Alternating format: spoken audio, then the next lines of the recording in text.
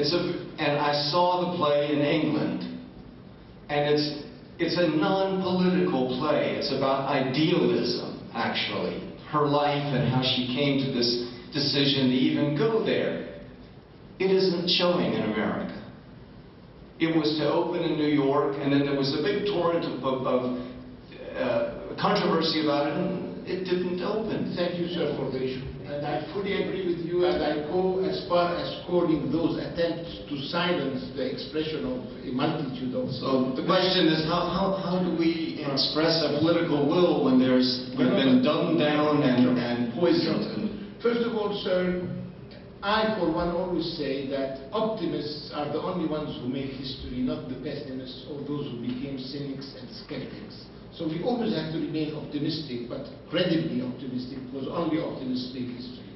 Yes, I am revolted about what I call the pro-Israeli inquisition that tries to silence any voice of dissent. But let me give you the good news, sir. Yes, they attempted to cancel the contract of the theater that was supposed to first carry the play on Rachel Corrie. But then another theater came out and adopted the play and allowed it to perform. And I was invited one Tuesday, because every Tuesday they had a debate after the show.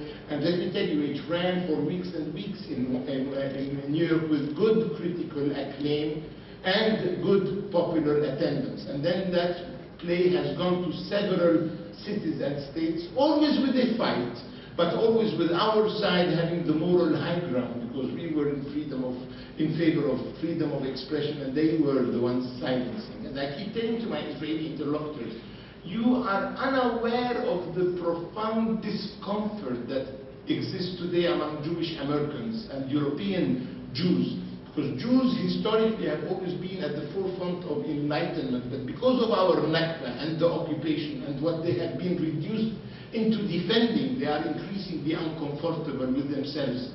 So the play finally played in New York and finally toured the country, and every time we did better, and we won most of those battles. And today, my friend, the parents of Rachel Corrie have produced a book on the basis of the emails that she was sending, and they are now touring the country. They'll be on the 15th of this month, in 3 days, in Washington to promote the book, and their tour is also attracting a lot of attention, etc.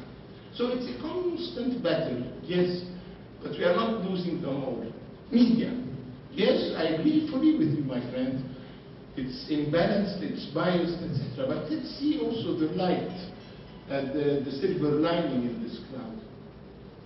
I, for one, have noticed first in Europe and now in America, for example, the Washington Post, the coverage of their correspondents deployed in Israel-Palestine is becoming increasingly better.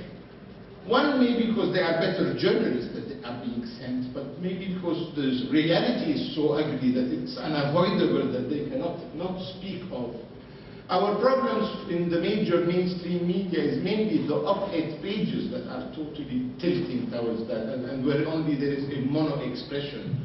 But there is an interesting phenomenon. There is the rise now of a new intellectual class of Palestinian Americans, Arab Americans. I'm told that in the local newspaper here, the Charlotte Observer, a Palestinian and young promising intellectual, Sally Makdisi, is occasionally published. Our friends Bassem and Edie arranged for me to meet the editorial board of the newspaper. They published her op-ed piece yesterday. It's a battle, and we're not losing every single one. It's not for us Waterloo every day, no, there is. So the local correspondents, their coverage is improving undeniably. The op-ed pages, we should be better represented. Our school of thought should be better represented. But things are improving. Yes, ma'am. I understand that one of the obstacles to peace has always been the issue of right of return. And I cannot understand, after all these years, if that was allowed, how could that be implemented? How can you have a right of return after all these years and people have been dispersed? What does that really mean? You were talking about the Palestinians having a universal idea, whereas the Israelis were sort of tribal. I see in Iraq they have a lot of tribal problems right now. But my question is, with Hamas and Fatah, and Hamas won an election and Fatah moved out, how do you propose to get Palestinians back together?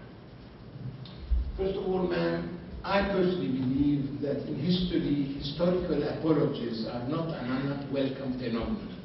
And I, as a Palestinian, have welcomed the fact that Germany has apologized and re-apologized to Jews. I have heard as music to my ears that the King of Spain has apologized for the Spanish Inquisition, the Queen of England for the treatment of the Aborigines in Australia. And I personally believe that somebody, hopefully someday soon, owes us a historical apology. And I always tell Jewish interlocutors, a Palestinian state is our right, but a Palestinian state is also an Israeli moral duty and a Jewish ethical obligation. Because Jews and Israelis, more than anybody else in the world, know the human price, individual and collective, that we have had to pay for the creation of the State of Israel. Now, I will not negotiate the numbers of those that should be entitled to return, but the right of return is a universal principle. There is a universally adopted resolution concerning the right of return of Palestinians. As a student of history, I've read in the history books that during the advance of the German Nazi troops, for example, in France, Guderian chairing the Panzer commander, 8 million French were fleeing in front of the advancing German troops. Once the ceasefire with Pétain and the Vichy government was signed, those 8 millions were allowed to go back to their towns and to their villages. Now, the logistical problems, some will be returning to their homes, some will be returning to their hometowns, some will be only returning to their homeland, meaning the emerging Palestinian state. Some might choose not to return and only come to retire at one moment or visit frequently. But I believe that's an individual Palestinian right that nobody can collectively negotiate and abdicate on their behalf.